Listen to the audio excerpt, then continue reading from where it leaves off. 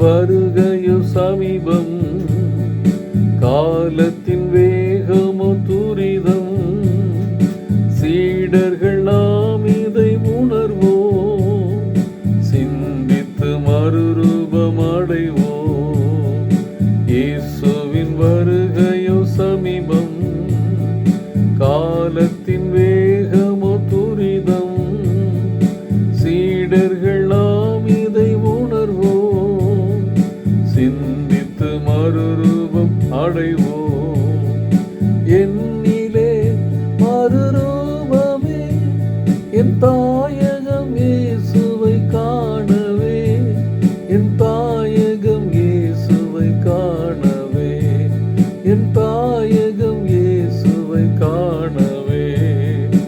இருதயம் பெருந்திண்டில் நிறையும், இழிவான செயல்களில் துணியும்.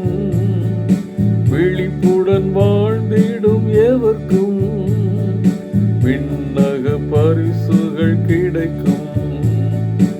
என்னிலே மறுரூபமே, என் தாயகம் இயேசுவை காணவே, என் தாயகம் இயேசுவை காணவே, என் தாயகம் இயேசுவை காணவே. டியர் ஃப்ரெண்ட்ஸ், அன்பின் வாழ்த்துக்கள். ஆண்டவரும் இரட்சகருமாகிய இயேசு கிறிஸ்துவின் இனிய நாமத்திலே உங்களை வாழ்த்துகிறேன்.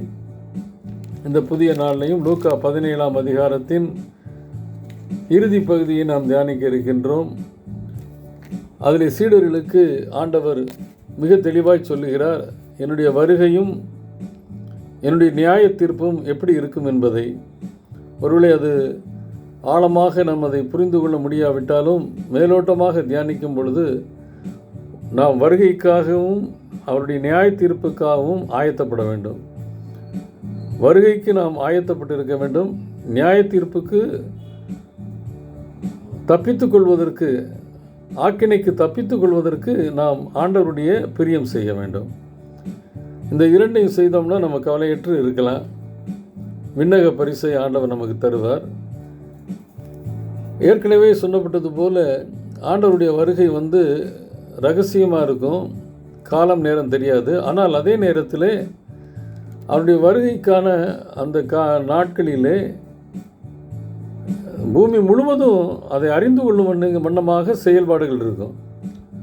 அப்போ அவர் வரும்பொழுது யார் தெரியுது, இங்கே இருக்காரு அங்கே இருக்காருன்னு சொல்ல முடியாத அளவுக்கு பூமியில் உள்ள அனைத்து மக்களும் அறிந்து கொள்ளும் வண்ணமாக அதனுடைய எஃபெக்ட் இருக்கும். அதை அஃபெக்ட் பண்ணும். அது எப்படி இருக்குன்னு சொல்லி ஆண்டவர் 2 காரியங்களை கற்றுத்தருகிறார். பழைய ஏற்பாட்டு காலத்தில் உள்ள 2 சம்பவங்களை நினைவு கூறுகிறார். ஒன்று நோவாவின் காலம், இன்னொன்னுடைய லோத்துவின் காலம். நோவாவின் காலத்தில் எவ்வளவோ அவன் மக்களை ஆயத்தப்படுத்தினான். ஆனால் மக்கள் உலக பிரகாரமான காரியங்களிலே அடிமைப்பட்டு நோவாவினுடைய சத்தம் கேட்க முடியாதபடி செவி தினவுள்ளவர்களாக இருந்ததினாலே அந்த வருகை வரும் பொழுது எல்லாரும் அழிந்து போனார்கள். அது யாருக்கும் தெரியாமல் வந்ததில்லை. பிரளயம் எல்லோரையும் அழித்துப்பட்டது. நோவாவின் காலத்தில் ஃப்ளட்டு வந்துச்சு. லோத்துவின் காலத்தில் சோதம் குமாரா பட்டணம் அழிக்கப்பட்டது. டிஸ்ட்ரக்ஷன் ஆஃப் சோதம், ஃப்ளட்டு, 2ஐயும் அவர் முன்வைக்கிறார். 2 எல்லா மக்களுக்கும் அழிவை கொடுத்துச்சு. அப்படிப்பட்ட ஒரு அழிவு வராதபடி நாம் எச்சரிக்கையாக இருக்கணும்னா ஆயத்தப்படணும். அவருடைய வருகையின் போது இதெல்லாம் நடக்கும். அதில் தப்பித்துக் கொள்வதற்கு நாம் ஆயத்தமுள்ளவர்களாக இருக்க வேண்டும் என்பதைத்தான் ஆண்டவர் சீடர்களுக்கு கற்றுக் கொடுக்கிறார். நோவாவை கிடத்தில் எவ்வளவோ சொல்லியும் நோவாவின் அவன் குடும்பம் மட்டும் பேழைக்குள்ளே போய் அந்த வெள்ளத்திற்கு தப்பித்து கொண்டார்கள். லோத்து குடும்பம் மட்டும் அவங்க அந்த சோதம் குமாரா பட்டணத்தை விட்டு வெளியில் வந்தாங்க. ஆனாலும் லோத்துவின் மனைவி அதற்கு பின்பாக பரிதாபமாக உப்பு தூணாகினார் என்ற காரியங்களை நம்ம நல்லா தெரியும். இந்த சம்பவங்கள் எல்லாம் நமக்கு இன்றைக்கி முன்னுதாரணமாக வைக்கப்படுகிறது. அவருடைய வருகையின் போது ஏறக்குறைய இதே மாதிரி தான் இருப்பாங்க. மக்கள் அப்படியே தான் இருப்பாங்க. எப்படி இருப்பாங்கன்னா, குடித்தார்கள், கொண்டார்கள், விற்றார்கள், நட்டார்கள், கட்டினார்கள், புசித்தார்கள். இதே காலம் தான், இதே மாதிரி காலம் தான் இன்றைக்கி இருக்குது. இன்னும் மனம் திரும்பாமல் இருக்கிறாங்க. ஆனால் வருகையின் போது ரொம்ப பரிதாபமாக இருக்கும். ஜீவனை வந்து அவனை நஷ்டப்படுத்தி போயிட்டான்னா அவன் நியாய தீர்ப்புக்குள்ளே வந்து நிற்கணும். ஜீவனை வந்து நஷ்டப்படுத்தலைன்னா அவன் வந்து அந்த நியாய தீர்ப்புக்கு விலக்கி கொள்ளப்படுவான். அப்போ 2 காரியம் சொல்கிறார். ஒன்று டேக்கன், ஒன்று லெஃப்ட்டு. டேக்கன் சொன்னோன்னா ஹெவனுக்கு எடுத்துக்கிறவான்னு சொல்லி நினைக்கக்கூடாது. வாயத்தம் இல்லாமல் வாழ்ந்தோம்னா நியாய தீர்ப்பின் அந்த கூட்டத்தில் நம்ம எடுத்துக்கொள்ளப்படுவோம், சேர்க்கப்படுவோம்.